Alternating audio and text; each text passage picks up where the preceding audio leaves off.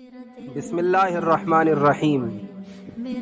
ایک دفعہ کا واقعہ ہے، حضور پاک صلی اللہ علیہ وسلم کے ایک صحابی نفل نماز میں دعا فرما رہے تھے۔ نفل نماز میں عربی میں دعا کرنا جائز ہے، کی جا سکتی ہے، تو نفل نماز میں وہ دعا کر رہے تھے اور اللہ کے نبی صلی اللہ علیہ وسلم پیچھے کھڑے ہوئے ان کی دعا کو سن رہے تھے۔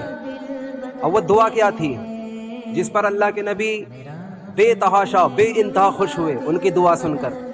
وہ دعا کیا تھی، اس دعا پر غور کرو۔ وہ دعا میں کہہ رہے تھے، یا من لا تراہ العیون ولا تخالطہ الظنون ولا یصفہ الواصفون ولا تغیرہ الحوادث ولا يخشى الدوائر يعلم مثاقيل الجبال ومكاييل البحار وعدد قطر الأمطار وعدد ورق الأشجار وعدد ما أظلم عليه الليل وأشرق عليه النهار ولا تواري منه سماء سماء ولا أرض أرضا ولا بحر ما في قعره ولا جبل ما في وعره اجعل خير عمري آخره وخير عملي خواتيمه وخير أيامي يوم ألقاك فيه۔ یہ دعا انہوں نے فرمائی۔ اب اس دعا کا میں مطلب بتاتا ہوں۔ وہ کہہ رہے تھے، یا من لا تراہ العیون، اے وہ ذات جسے کوئی آنکھ دیکھ نہیں سکتی، ولا تخالطہ الظنون، اے وہ ذات جس کے بارے میں تمام دنیا کے خیالات سوچ نہیں سکتے کہ وہ کیا ذات ہے، ولا یصفہ الواصفون، اور تمام تعریف کرنے والے اس کی تعریف کا حق قطع نہیں کر سکتے، ولا تغیرہ الحوادث، اور زمانے کے حالات اللہ تعالیٰ پر کوئی اثر انداز نہیں ہوتے، ولا یخشی الدوائر، اور وہ زمانے کے حوادث سے حالات سے ڈرتا نہیں، اور یعلم مثاقیل الجبال، جس نے پہاڑوں کے وزن کو تولا ہوا ہے، جو پہاڑوں کے وزن کو جانتا ہے، وَيَعْلَمُ مَثَاقِيلَ الْجِبَالِ وَمَكَايِيلَ الْبِحَارِ، جس نے سمندروں کے پانیوں کو بھی تولا ہوا ہے، سمندروں میں کتنا لیٹر پانی ہے وہ اس کو جانتا ہے، وَعَدَدَ قَطْرِ الْأَمْطَارِ، جو بارش کے قطروں کی تعداد کو جانتا ہے، ساری دنیا میں کتنی بارش ہوتی ہے وہ بارش کے قطروں کی تعداد کو بھی جانتا ہے، ایسا علم رکھتا ہے، وعدد ورق الاشجار، اور جو درختوں کے پتوں کی تعداد کو بھی جانتا ہے، درختوں کے پتوں کی تعداد کو جانتا ہے، پوری زمین پر کتنے جنگل ہیں، کتنے پیڑ ہیں، اور اس زمین سے زیادہ سمندر کے اندر جنگل بنے ہوئے ہیں، ان میں پیڑ ہیں اور کتنے پتے ہیں، تو خشکی میں، تری میں، زمین میں، سمندر میں کسی بھی درخت سے، کسی بھی پیڑ سے کوئی پتا بھی گرتا ہے، اللہ اس پتے کو بھی اپنی نگاہ میں رکھتے ہیں، وہ پتا بھی اللہ کی نگاہ سے باہر نہیں ہے۔ تو کیا فرما رہے تھے؟ اے وہ ذات جو بارش کے قطروں کی تعداد کو جانتی ہے، اے وہ ذات جو درختوں کے پتوں کی تعداد کو جانتی ہے، وعدد ما اظلم علیہ اللیل، اور اس نے ہر اس چیز کو گنا ہوا ہے جس پر رات کا اندھیرا پڑتا ہے، وعدد ما اشرق علیہ النہار، اور وہ ہر اس چیز کو جانتا ہے جس پر دن کا اجالا پڑتا ہے۔ تو کوئی چیز رہ گئی کیا؟ کوئی بچی نہیں۔ کوئی چیزیں دو طرح کی ہوتی ہیں، جس پر اندھیرا پڑے، جس پر اجالا پڑے، تو اللہ تعالیٰ ہر اس چیز کو بھی جانتا ہے جس پر رات کا اندھیرا پڑتا ہے، اللہ ہر اس چیز کو بھی جانتا ہے جس پر دن کا اجالا پڑتا ہے۔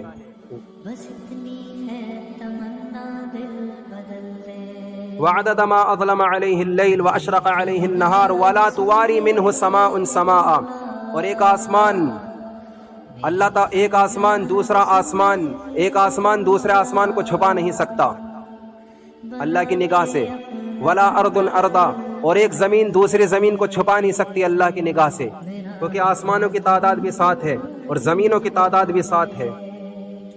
تو ایسا نہیں کہ اللہ تبارک و تعالیٰ ایک آسمان کو دیکھے تو دوسرے سے غافل، ایک زمین کو دیکھے تو دوسری سے غافل، بلکہ ایک وقت میں اللہ کے سامنے اللہ تعالیٰ زمین کو دیکھے تو آسمان بھی سامنے، آسمان کو دیکھے تو ہوائیں بھی سامنے، ہواؤں کو دیکھے تو پہاڑ بھی سامنے، پہاڑوں کو دیکھے تو سمندر بھی سامنے، سمندر کو دیکھے تو زمین بھی سامنے، زمین کو دیکھے تو فرشتے سامنے، فرشتوں کو دیکھے تو انسان بھی سامنے، انسان کو دیکھے تو جنات بھی سامنے، جنات کو دیکھے تو جانور بھی سامنے، جانور کو دیکھے تو پرندے بھی سامنے، پرندوں کو دیکھے تو مچھلیاں بھی سامنے، زمین سے لے کر آسمان تک، آسمان سے لے کر فرش تک، مشرق مغرب شمال جنوب میں جتنی بھی چیزیں ہیں اللہ تبارک و تعالیٰ سب کو ایک بارگی میں دیکھتا ہے۔ جیسے اللہ تبارک و تعالیٰ اپنے عرش کے فرشتوں کو دیکھتا ہے، اسی طرح اللہ تعالیٰ زمین کے اندھیروں میں رینگنے والے کیڑوں کو بھی دیکھتا ہے۔ اللہ تعالیٰ کے ہاں ہر شے کھلی کتاب کی طرح محفوظ ہے۔ ولا بحر ما فی قعرہ، اور سمندر اپنی گہرائیوں میں کوئی چیز اللہ سے چھپا نہیں سکتا۔ ولا جبل ما فی واری، اور پہاڑ اپنی غاروں میں کوئی چیز اللہ کی نگاہ سے چھپا نہیں سکتا۔ اے وہ ذات میں تجھ سے مانگ رہا ہوں۔ پھر آخر میں وہ دعا کیا کرتے ہیں؟ آخر میں وہ یہ دعا کرتے ہیں، اجعل خیر عمری آخرہ، اے اللہ میری عمر کا سب سے بہترین حصہ میرا آخری حصہ کر دے۔ وخیر عملی خواتیمہ، اور یا اللہ میرا آخری عمل میری زندگی کا سب سے اچھا عمل کر دے۔ وخیر ایامی یوم القاک فیہ، اور یا اللہ میرا سب سے اچھا دن، سب سے بہترین دن وہ بنا دے جس دن میری تجھ سے ملاقات ہو۔ تو یہ سب پیچھے کھڑے کون سن رہے تھے؟ کون سن رہے تھے؟ ہاں کون؟ تیز آواز سے بتا۔ ہاں وہ پیچھے کھڑے یہ سن رہے تھے دعائیں۔ تو حضور پاک صلی اللہ علیہ وسلم نے فرمایا کہ جب یہ نماز سے فارغ ہو تو انہیں میرے پاس بھیجنا۔ تو حضرت بلال نے ان صحابی کو فرمایا کہ آپ صلی اللہ علیہ وسلم نے آپ کو یاد کیا ہے، حضور صلی اللہ علیہ وسلم نے آپ کو بلایا ہے اپنے پاس۔ تو سوچنے لگے ایسی کیا بات ہے مجھے بلایا ہے؟ تو آپ صلی اللہ علیہ وسلم نے ایک سونے کی ایک کنکر تھی انہیں ہدیے میں دی۔ پھر آپ نے پوچھا کہ میں تمہیں کیوں پیش کر رہا ہوں، میں تمہیں کیوں ہدیہ دے رہا ہوں؟ تو انہوں نے فرمایا کہ جی صلہ رحمی کی وجہ سے، رحم کی وجہ سے، صلہ رحمی کی وجہ سے آپ یہ مجھے عطا فرما رہے ہیں، حسن سلوک کی وجہ سے۔